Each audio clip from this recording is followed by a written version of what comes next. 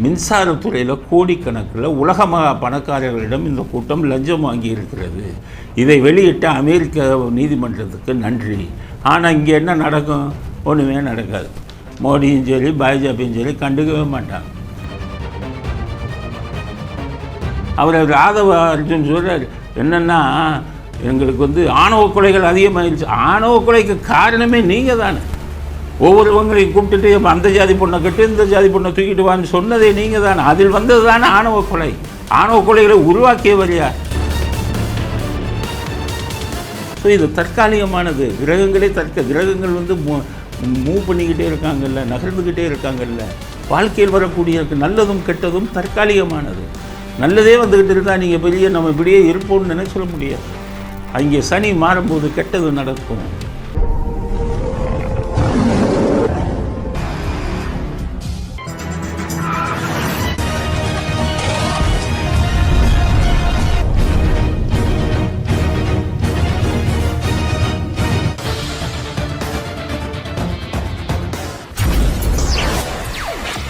வணக்கம்.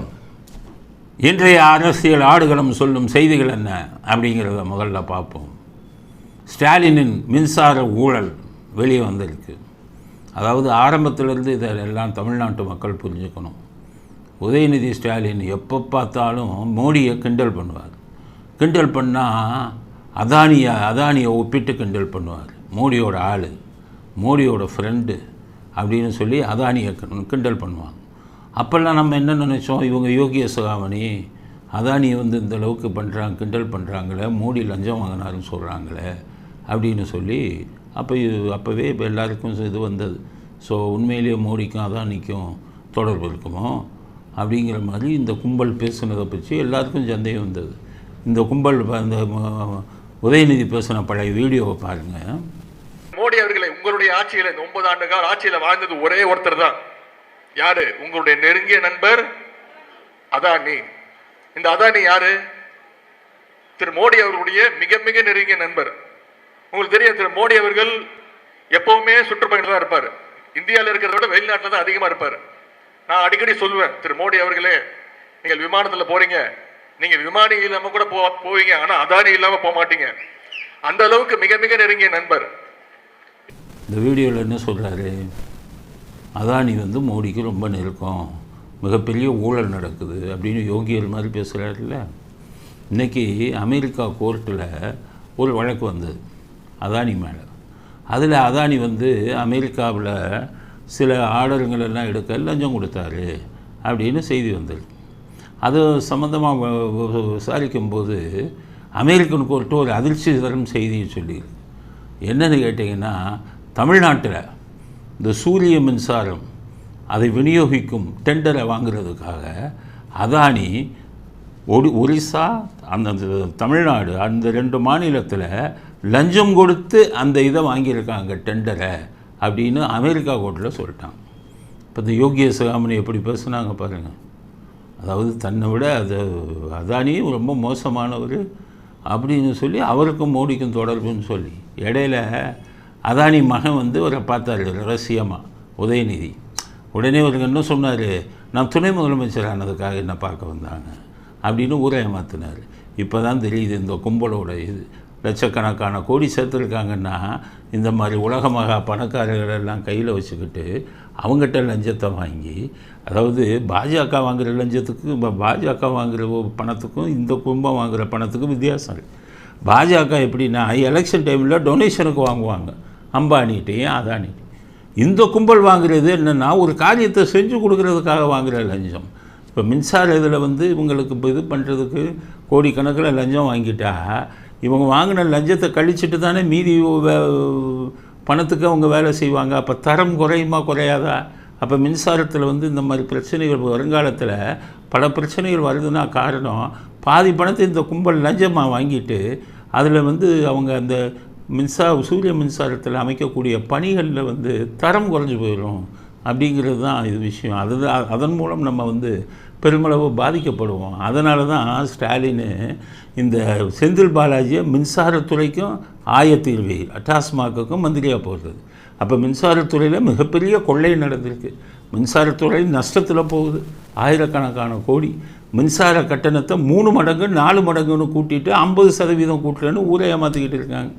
நேற்று ஒருத்தர் சொன்னார், நான் இதை 2 மாதமாக வீடை பூட்டிட்டு வெளியூருக்கு போயிருக்கேன். வெளியூருக்கு போயிட்டு இப்போ வந்தால் பில்லு 4000 ரூபா வருதான். பூட்டில வீட்டுக்கு மின்சாரத்தையே உபயோகிக்காத வீட்டுக்கு 4000 ரூபா பில்லு வருது. அங்கே போய் கேட்டிங்கன்னா எல்லாம் கரெக்டாக கணக்கு பார்த்து தான் சொன்னோம்னு சொல்கிறாங்க. ஆக 50% மின்சார உயர்வுன்னு சொல்லிட்டு கிட்டத்தட்ட 4 மடங்கு மின்சாரத்தை உயர்த்தியிருக்காங்க. அதுதான் உண்மை. முன்னாடியெல்லாம் பூட்டி வேணால் 500 ரூபா வரும். ஆக ஊர் மக்களை, நாட்டு மக்களை ஏமாத்துறதுக்கு இவ்வளவு பெரிய ஊழலை இங்கே பண்ணி அந்த ஊழல் நம்மளை பாதிக்குது. அதனால தான் இந்த மின்கட்டண உயர்வெல்லாம் வந்ததுக்கு காரணம், மின்சாரத்துறையில் கோடிக்கணக்கில் உலக மகா பணக்காரர்களிடம் இந்த கூட்டம் லஞ்சம் வாங்கி இருக்கிறது. இதை வெளியிட்ட அமெரிக்க நீதிமன்றத்துக்கு நன்றி. ஆனால் இங்கே என்ன நடக்கும்? ஒன்றுமே நடக்காது. மோடியும் சரி பாஜபியும் சரி கண்டுக்கவே மாட்டாங்க. அந்த தைரியத்தில் தான் இந்த கூட்டம் குதிக்குது. அதனால் மின்சாரத்துறை இப்போ இவங்க திமுக ஆட்சியில் இருக்கும் வரை இன்னும் மின்சாரத்துறை குட்டிச்சவராகும். மறுபடியும் செந்தில் பாலாஜியை கொண்டாந்து போட்டாங்க. இன்னும் யார்கிட்ட லஞ்சம் வாங்கிட்டு இருக்காருங்கிறது கடவுளுக்கே வெளிச்சம் அப்படின்னு தான் கருத்தை பதிவு பண்ண முடியுது. உங்களை தண்டிப்பதற்கான பெருந்தலைகள், பெரும்புள்ளிகள்லாம் அவங்க கையிலேயே போய் விழுந்துட்டாங்களே அப்படிங்கிறது வருத்தமான செய்தி. பொதுமக்கள் தெரிஞ்சுக்கணும், இவ்வளோ பெரிய கொள்ளை மின்சாரத்துறையில் நடந்திருக்கு. நமக்கு இவ்வளவு கட்டணத்தை இவ்வளவு கூட்டிட்டு இந்த கூட்டம் லட்சக்கணக்கான கோடியை கொள்ளையடித்து கொண்டு போய் கொண்டிருக்கிறார்கள் என்பது தான் இன்றைக்கி வந்த சூடான செய்தி. முதல் செய்தி இது. அடுத்தது திருமாவளவன். ஆன்மீகத்தின் காலில் விழுந்த திருமாவளவன். ஒரு காலத்தில் எப்படி பேசினார் திருமாவளவன்? சனாதனம் சனாதனம். என்ன பைத்தியம் முடிச்சு போச்சான்னு தெரியல இந்த கூட்டத்துக்கு பூரா. சனாதனம்ங்கிறது ஒரு காலத்தில் அப்போ இருந்த கால அமைப்புகளுக்கு ஏற்றபடி சில விதிமுறைகளை சொன்னாங்க. அது அப்போ இருந்த காலத்துக்கு ஏற்றபடி. இப்போ பார்த்திங்கன்னா அந்த இவங்க கணவர் இறக்கும்போதே தீ குளிக்கிறது, சாதி அப்படிங்கிறது, அதெல்லாம் அப்போ இருந்தது அந்த காலத்தில். அது இப்போ இந்த பெண்களை வேலைக்கு போகாதீங்க, இதெல்லாம் ஆயிரக்கணக்கான வருஷத்துக்கு முன்னாடி உருவாக்கப்பட்டது தான் சனாதனம். சனாதனத்தை இன்றைக்கி எந்த இந்துக்களுமே ஃபாலோ பண்ணுறது இல்லை. அந்த சனாதனத்தை பிடிச்சிக்கிட்டாங்க. இந்த சனாதனத்தில் இது இருக்குது, அதில் மூடப்பழக்கம் இருக்குது, இது இருக்குன்னு அதை யார் நாங்களே நம்புறது இல்லை, நாங்களே அதை வாழ்க்கையில் பின்பற்றுறது இல்லை. அதை பிடிச்சிக்கிட்டே இப்போ முருகரை பற்றி பேசுகிறார் திருமாவளவன். இந்த வீடியோவை கேளுங்க. இப்போ நாம் எல்லாம் முருகனை வேற நம்ம கடவுளுங்கிறோம். நீ முருகனை நம்ம கடவுள்னாலும் அந்த வழுக்கு பாறையில் கால் வீச்சா கூட சனாதனத்தின் அதல பாதாளத்தில் கொண்டு போய் விட்டுவிடும் நம்மை. அதனால்தான் திராவிடர் கழகம் அதிலிருந்து முற்றாக விலகி நிற்கிறது. எப்படி முருகனை தனியாக பிரித்து எடுக்க முடியும் சொல்லுங்க பார்ப்போம். தமிழ் கடவுள் ஒரு காலத்தில் தமிழ் கடவுள் இருந்து என்ன சொல்கிறாரு, முருகர் தமிழ் கடவுள் தான், ஆனால் சனாதனத்தும் அப்படின்னு அந்த சனாதனத்தை மறுபடியும் எத்தனை நாளைக்கு தான் பேசுவீங்க? இல்லாத ஒரு விஷயத்தை போட்டு பேசிட்டு முருகர் கும்பிட மாட்டேங்கிற மாதிரி சொல்லிவிட்டு எலெக்ஷனுக்கு முன்னாடி பார்த்தீங்கன்னா இவர் ஈஸ்வரனே இயேசுலேருந்து வந்தவர் தான் சொல்லிவிட்டு, அதுக்கு அடுத்தது இவரை திருவள்ளுவரே அவர் கிறிஸ்தவ மதத்தை சேர்ந்தவர் தான் சொல்லிவிட்டு, அதுக்கப்புறம் எலெக்ஷன் வந்த உடனே சிதம்பரம் நடராஜர் காலில் சாஷ்டாங்கமாக விழுந்து கும்பிட்டார். நாங்கள் நினச்சோம் எலெக்ஷன் வரை தான் வேலை பண்ணுறாரு. ஆனால் இப்போ மறுபடியும் முடிஞ்சதுக்கப்புறம் இன்றைக்கி பழனி கோயிலில் போய் எவ்வளவு பயபக்தியோடு சாமி கும்பிட்றா இருப்பார். அன்னைக்கு பேசினா நாக்கு அது என்ன நாக்கு அது எனக்கு தெரியல. இன்றைக்கி இது நடந்துக்கிறதெல்லாம் பார்த்திங்கன்னா வடிவேலு காமெடி தான் ஞாபகம் வருது. இதை சரக்கை போட்டுட்டு சரக்கை போடாமல் ஒன்று பேசுவார், சரக்கை போடாமல் அம்மா அப்பா காலில் விழுந்து கும்பிடுவார். சரக்கை போட்டு வந்தோடனே அம்மா அப்பாவை நாயே பேயனை போட்டு அடிப்பார். அந்த வடிவேல் காமெடி மாதிரி இப்போ திருமா காமெடி நடந்துக்கிட்டு இருக்குது. ஒரு காலத்தில் இந்துக்கள் கடவுளையும் சனாதனத்தையும் மிக கேவலமாக பேசிய திருமாவளவன் இன்றைக்கி பழனி கோயில் முருகர் வீட்டு கோயிலில் போய் எப்படி சாமி கும்பிட்றாருன்னு அந்த காட்சியை பாருங்கள். அந்த வீடியோ அசந்து போயிடுங்க.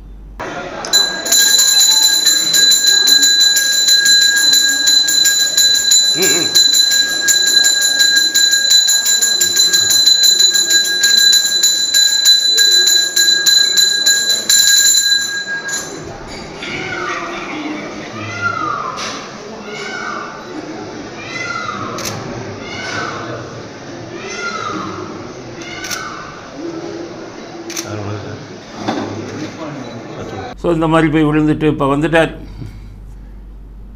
நம்ம பாதைக்கே வந்துட்டார், சனாதன பாதைக்கே வந்து சாஷ்டாங்கமாக விழுந்து விட்டார் திருமாவளவன். என்ன சொல்கிறாரு அவர் திருமாவளவன், ஒரு புள்ளியில் கோலம் போட முடியாது, 50 புள்ளி 100 புள்ளியில் தான் கோலம் போடணும். அப்படின்னா என்ன சொல்ல விரும்புகிறாரு, ஒரு கட்சி ஆட்சியில் இருக்கக்கூடாது, நிறைய கட்சிகள் சேர்ந்துக்கு தான் அதுதான் கோலம் போடுறதை பற்றி பேசுகிறேன். அரசியல் கோலத்துக்கு ஒரு புள்ளியே போதும். உங்களை மாதிரி 50-100 புள்ளி வச்சா சாதாரண கோலத்துக்கு அது ஒத்து வரும், அரசியல் கோலத்துக்கு ஒத்து வராது.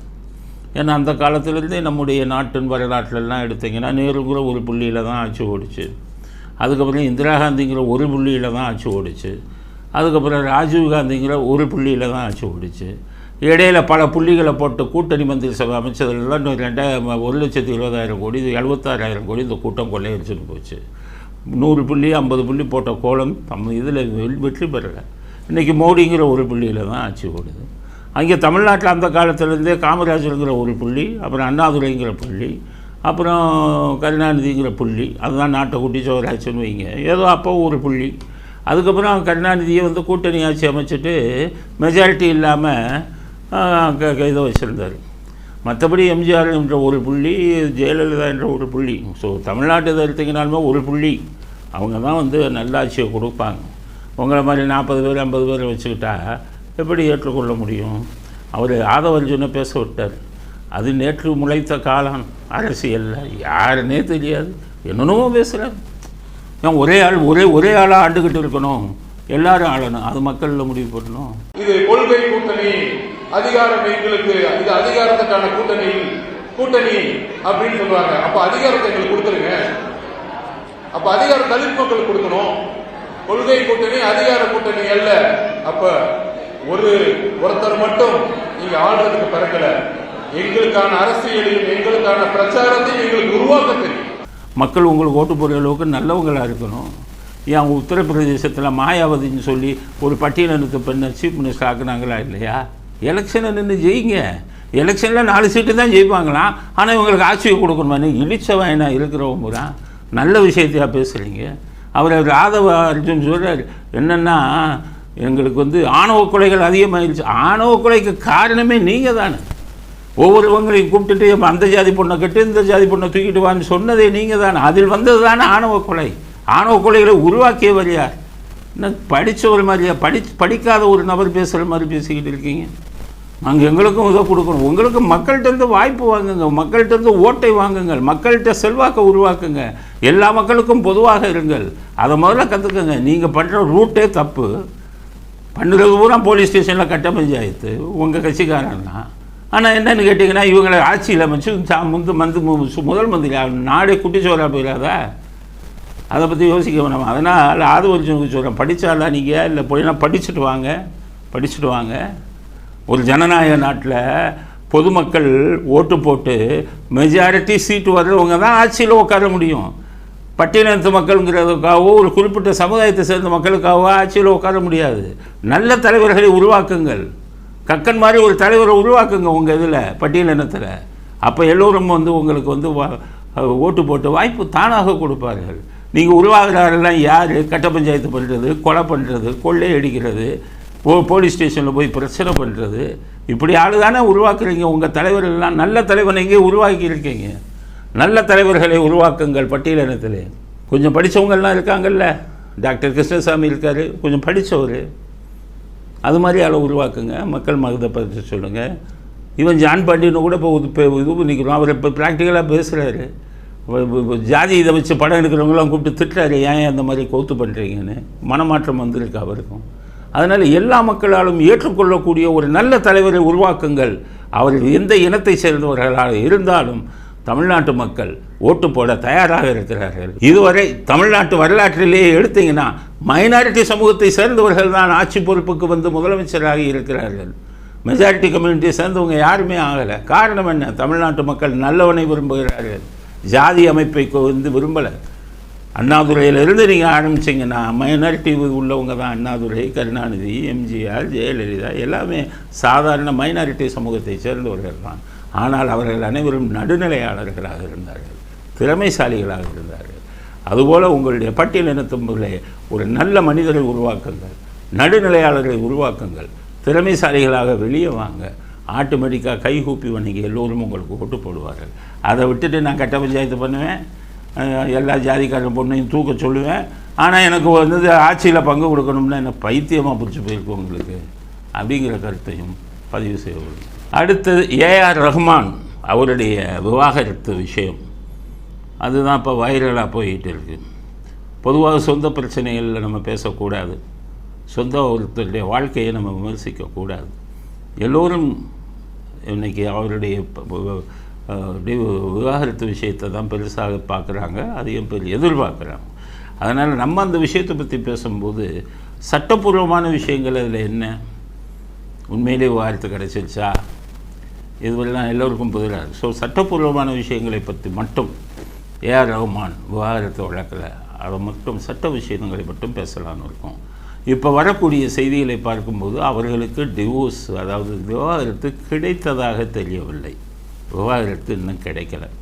விவாகரத்து தாக்கல் செய்யலாங்கிற ஸ்டேஜில் தான் இருக்காங்க அவங்க.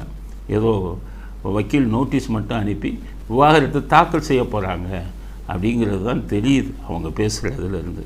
அதனால் இதில் சட்டம் என்ன சொல்லுது அப்படிங்கிறதெல்லாம் பார்க்கும்போது நான் இதில் என்ன சொல்கிறேன்னு கேட்டிங்கன்னா, அவர்கள் இருவரும் பிரிவது நல்லதில்லை அவர்கள் வாழ்க்கைக்கு. காரணம், எத்தனையோ பேர் நல்ல நல்ல தம்பதிகள் எல்லாம் வாழ்க்கையில் டிவோர்ஸ் போட்டு பிரிஞ்சுட்டு பிறகு கண்ணீர் வடிக்கிறார்கள். நல்ல கணவனை இழந்து விட்டேனே அப்படின்னு மனைவியும், நல்ல மனைவியை இழந்து விட்டேனே அப்படின்னு கணவரும் கண்ணீர் வடிக்கும் கதைகள் எல்லாம் நான் எத்தனையோ வழக்கில் பார்த்துருக்கேன். நான் பார்த்த நான் டீல் பண்ண ஒரு வழக்கில் கணவனுக்கும் மனைவிக்கும் டிவோர்ஸ் ஆகியது. அவன் கணவன் வந்தார், டிவோர்ஸ் கேட்டார். அப்போ நான் ஒத்துக்கலை, சேர்ந்து வாழணும். அப்புறம் அவர் சொன்ன காரணங்கள்லாம் கொஞ்சம் சரியான காரணங்களாக இருந்தது. அப்போவே சொன்னேன், 2 பேரும் டிவோர்ஸ் பண்ணிட்டேன்னா அப்புறம் வருத்தப்படுவீங்கன்னு. 2 பேரும் கேட்கல, டிவோர்ஸை வாங்கி கொடுத்தேன். போன உடனே 2 பேரும் அந்த பையன் திரும்பி வந்து விவாகரத்து வாங்கிட்டேன் மனைவிட்ட, திருப்பி மனைவியை கல்யாணம் பண்ண விரும்புகிறேன்னு வந்து கேட்டார். நல்ல விஷயம்பா பண்ணிக்க அப்படின்னு. திருப்பி எந்த மனைவியை விவாகரத்து செய்தாரோ அதே மனைவியை திரும்பவும் கல்யாணம் செஞ்சார். காரணம், விவாகரத்து வாங்கின உடனே அவர் பார்த்த விஷயங்கள் எல்லாம் அதிர்ச்சியாக இருந்தது.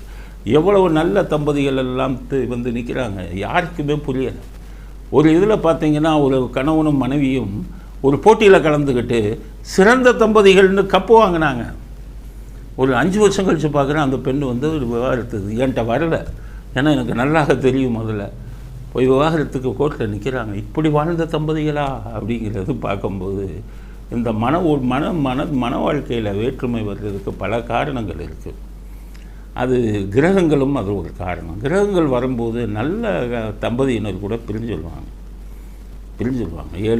7ஆம் இடத்துல சனி வரும்போது பிரச்சனைகளை உருவாக்கும். 7ஆம் இடத்துல சனியோ 7ஆம் இடத்துக்கு சனி பார்வையோ இதெல்லாம் வரும்போது வீட்டில் இருக்கக்கூடிய கணவன் மனைவிக்கு பிரச்சனைகள் வரும். அது வந்து மற்ற மதத்தினர் நம்புகிறாங்களோ இல்லையோ, என்னுடைய அதில் அடிப்படையில் நான் பார்த்ததில்ல. ஆனால் அந்த பிரிவு, அந்த சனி எப்போதுமே ஒரே இடத்துல இருக்க மாட்டார்ல. 2 வருஷம் கழிச்சு 2.5 வருஷம் கழிச்சு அவர் மாறும்போது சண்டை போட்டுக்கிட்டு இருந்த கணவன் மனைவிட்ட மறுபடியும் இது வந்துடும், நட்பு வந்துடும், பாசம் வந்துடும். ஸோ இது தற்காலிகமானது. கிரகங்கள் வந்து மூவ் பண்ணிக்கிட்டே இருக்காங்கல்ல, நகர்ந்துக்கிட்டே இருக்காங்கல்ல.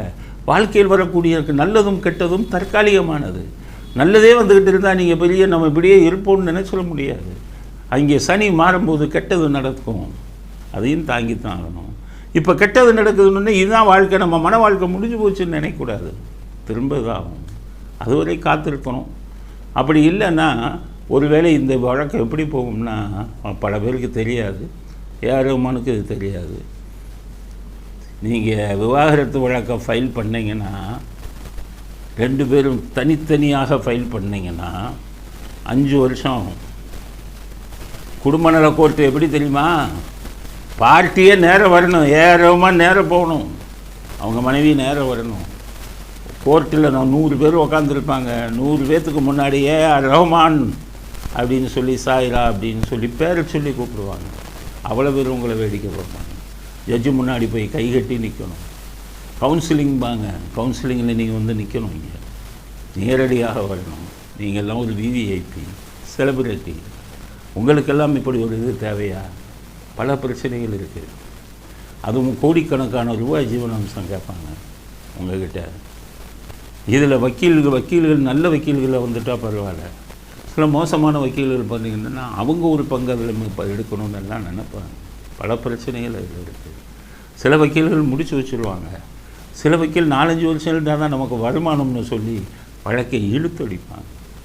பல பிரச்சனைகள். உங்களுக்கு குழந்தைகள்லாம் இருக்குது.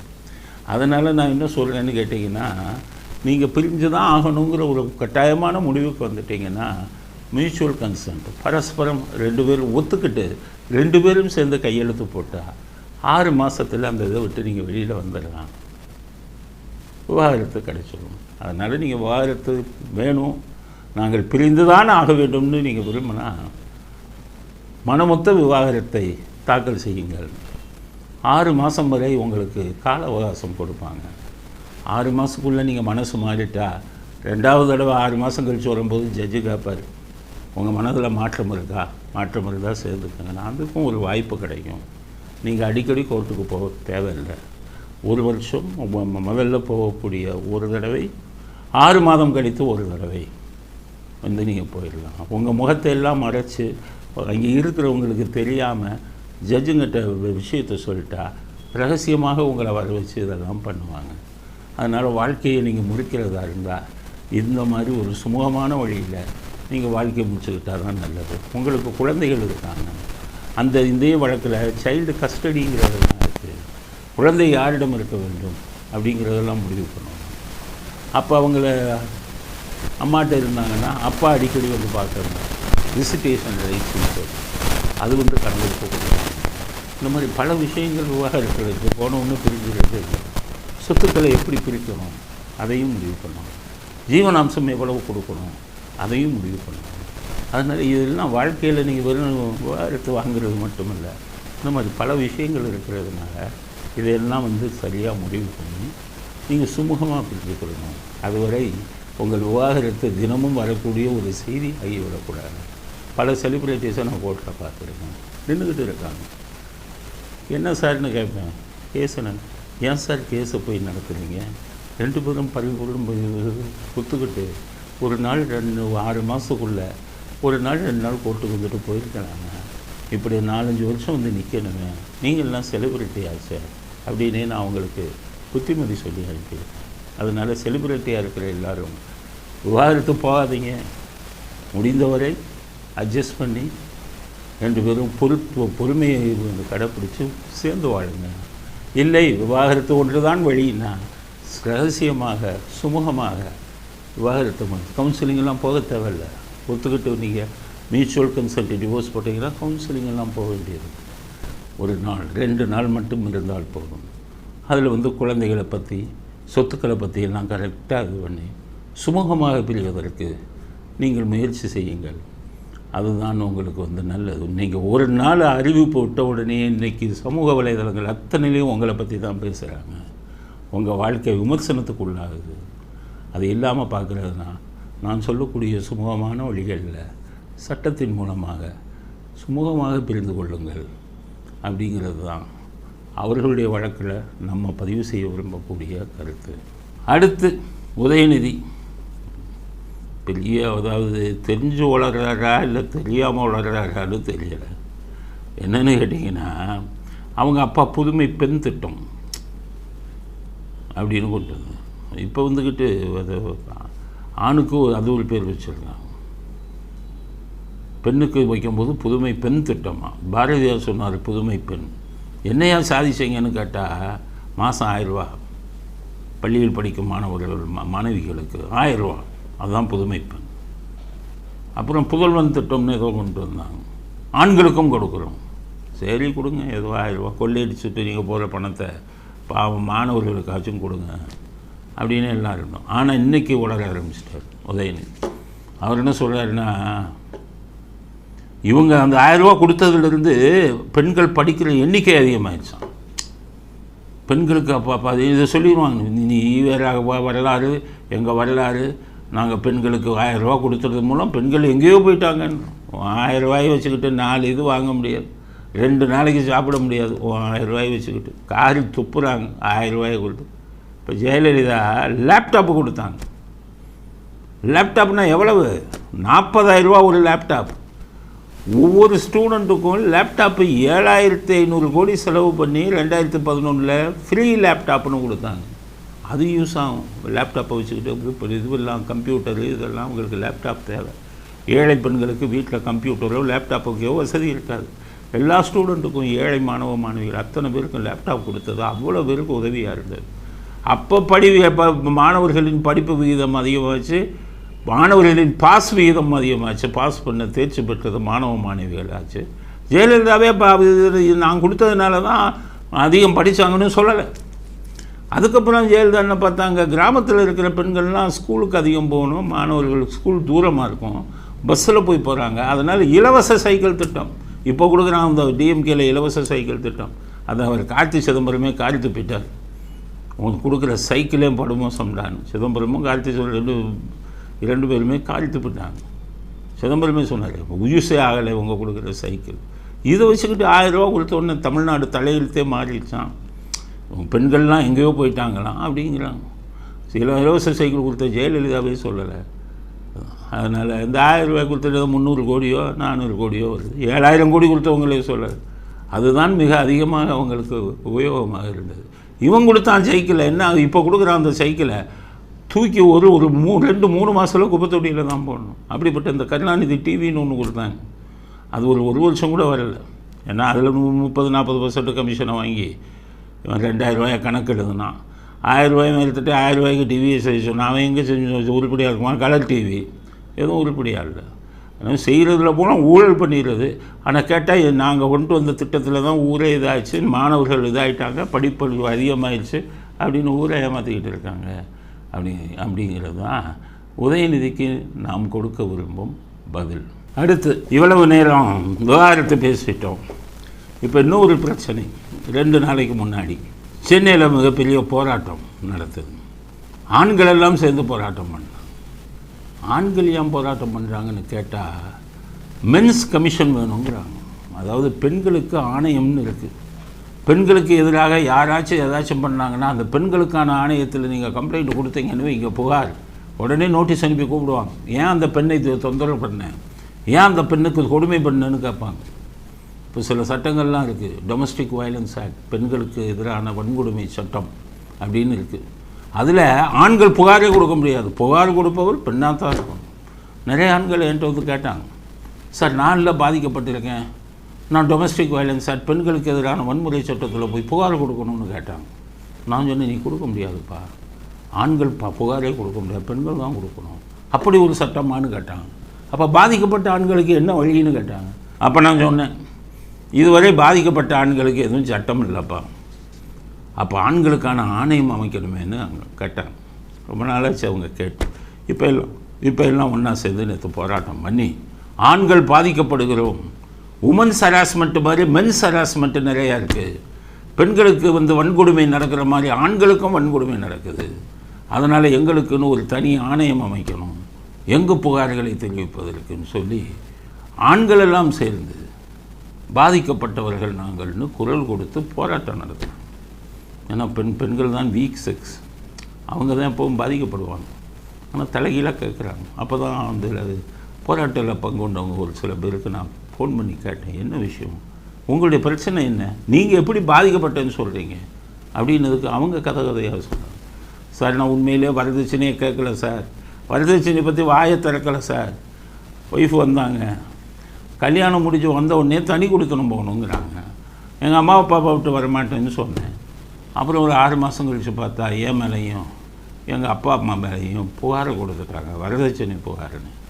3 பேரையும் கூப்பிட்டு போய் நம்ம போலீஸ்காரன், முட்டாள் போலீஸ்காரன் 3 பேர்த்தையும் ஜெயிலில் தள்ளிட்டான் சார். எங்கள் அம்மா அப்பா கிட்டத்தட்ட 15 நாள் ஜெயிலில் இருந்து வந்தாங்க அப்படின்னு சொன்னாங்க. அதுக்கப்புறம் என்னாச்சு, போலீஸ்க்கு போயாச்சு. கடைசி இப்போ 5 வருஷமாக டிவோர்ஸ் நடந்துக்கிட்டு இருக்குது. எப்போ டிவோர்ஸ் கிடச்சுன்னா எப்போ கல்யாணம் பண்ண போகிறேன்னு தெரியல அப்படின்னு சொன்னேன். அது சொன்னோன்னே எனக்கு ஒன்று ஞாபகம் வந்தது. என்னென்னா, சமீபத்தில் குடும்ப நல கோர்ட்டில் ஒரு நாள் ஒரு ஆண் ஒரு 50 வயசு இருக்கும், 45 வயசு. திடீர்னு கோர்ட்டிலேருந்து எழுந்து கோர்ட்டுக்கு வந்திருக்கவர் எதிர்க்க இருந்துக்க மனைவியை போய் வயிற்றில் கத்தியால் ஒரே குத்தினார். மனைவி அப்புறம் பெரிய கூட்டமெல்லாம் இதாகி எல்லாம் ஓடிட்டாங்க. அவர் மட்டும் கத்தியோடு நிற்கிறார். மனைவி ரத்த வெள்ளத்தில் கோர்ட்டு உள்ளே இருக்காங்க. அவரை கேட்ட அடுத்த கேள்வி, எங்கடா என் பொண்டாட்டியோட வக்கீலுன்னு கேட்டார். அவர் முதலே ஓடிட்டார். எங்கடா நீதிபதினார். நீதிபதி சீட்டு காலி. குத்துறாங்கன்னு அவரும் போயிட்டார். கடைசியாக கேட்டார், என் வக்கீல் எங்கன்னு கேட்டார்.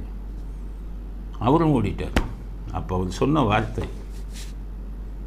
20 வருஷமாக கேஸ் நடத்திக்கிட்டு இருக்கான் சார், 20 வருஷமாக நீ கோர்ட்டுக்கு அலைய விடுறாங்க. என் மனைவி 10,000 ரூபா மாதம் ஜீவனாம்சம் கேட்டா, மாதம் 10,000 ரூபா கொடுத்துக்கிட்டு இருக்கேன். என் கூட வாழ வர மாட்டேங்கிறா, குழந்தைய பார்க்கவே விட மாட்டேங்கிறா. எனக்கு வயசு 45க்கு மேலே 50 வயசு ஆகும். இனி நான் எங்கே சார் கல்யாணம் பண்ணுறது? நான் அரசாங்க போக்குவரத்து துறையில் டிரைவராக இருக்கேன். என் வாழ்க்கையே போச்சு என் மனைவியால். வக்கீலுக்கு ஃபீஸு கொடுத்து ஒரு பக்கம்னா என் மனைவிக்கு 10,000 கொடுத்தா அதை சம்பாதிக்கிற பணத்தெல்லாம் இப்படி போச்சுன்னா நான் என்னத்தை பண்ணுறது அப்படின்னு கற்றுருக்கு.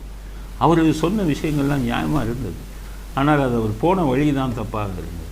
அப்போ தான் நினச்சேன், ஆண்களும் பாதிக்கப்படுறாங்க, எங்கேயோ அங்கொன்றும் இங்கொன்றும் ஆண்களும் பாதிக்கப்படுறாங்க. பெரும்பாலும் பாதிக்கப்படுபவர்கள் பெண்களாக இருந்தாலும் சில வழக்குகளில் ஆண்களும். ஏன்னா நிறைய பேர் முன்னாடி பார்த்திங்கன்னா பத்திரிகையில் செய்தி வந்தது, கிட்டத்தட்ட 20 இந்தியா முழுவதும் 30,000 ஆண்கள் தற்கொலை செஞ்சுக்கிட்டாங்க குடும்ப விஷயத்தினால. இந்த மாதிரி கைது பண்ணிட்டு போலீஸு, அப்பாவையும் கைது பண்ணுறது. இப்போ தான் திருந்திருக்காங்க. இப்போ தான் போலீஸ் கண்ணை மூடிட்டு கொண்டு போயிடும். அப்பாவாவது அம்மாவாவது ஆட்டுக்குட்டியாவது ஒரு எஃப்ஐஆரை பிடிச்சிட்டு போகலாம். அங்கே ஒருத்தர் உட்காந்துருப்பார் மேஜிஸ்ட்ரேட்டு, 15 நாள் 15 டேஸ் ரிமாண்ட் போட்டுருவாங்க. எவ்வளவோ எவ்வளவோ நாங்கள்லாம் எவ்வளவோ மீட்டிங்கில் நான் பேசியிருக்கேன். முட்டாள்தனம் செய்யாதீங்கயான்னு எவன் கேட்டான்? என்னுடைய வழக்குகள் ஒரு இதில் மாமனார் மாமியார் எல்லாம் போட்டாங்க ஜெயிலும். எனக்கு ரொம்ப கடைசி விசாரித்தா அந்த பெண் சைட்லேருந்து யாரோ ஒரு முக்கியமான விஐபி அந்த டிசிக்கு டெபுட்டி கமிஷனருக்கு ரெக்கமெண்டேஷன் பண்ணாங்களாம். நான் உடனே செஞ்சிடறேன் சார்ன்ட்டு கூப்பிட்டு எல்லாத்தையும் உள்ளே போடியான்ட்டார் அந்த டிசி டெபுட்டி கமிஷன். எப்படி போகுது பாரு. அதனால் அந்த குடும்பம் எவ்வளவு சீல் உழைந்து போகுங்கிறதை யாரும் யோசிப்பதில்லை. அதனால தான் இப்போ இவங்க எல்லாமே ரொம்ப பாதிக்கப்படுறாங்க. எங்களுக்கும் ஒரு நிவாரணம் தேவை, எங்களுக்கும் ஆண்களுக்கும் ஒரு கமிஷன் அமைங்க, நாங்கள் பாதிக்கப்பட்டால் அங்கே போய் புகார் கொடுக்கணும் அப்படின்னு சொல்கிறாங்க. அதனால் எல்லா பெண்களும் நல்லவங்கன்னு சொல்ல முடியாது. பாதிக்கப்படுபவர்களில் அதிகம் பெண்கள். ஆனால் ஆண்களும் அங்கங்கே பாதிக்கப்படுகிறார்கள். அவர்களுக்கும் நிவாரணம் தேவை என்பது தான் அவர்களுடைய கோரிக்கை. இதை அரசாங்கம் எப்படி பண்ண போகிறாங்கன்னு பொறுத்திருந்து பார்ப்போம். இத்துடன் இன்றைய அரசியலாடுகளம் நிறைவு பெறுகிறது. மீண்டும் நாளை புதிய செய்திகளுடன் உங்களை சந்திக்கிறோம். நன்றி, வணக்கம், ஜெய் ஹிந்த்.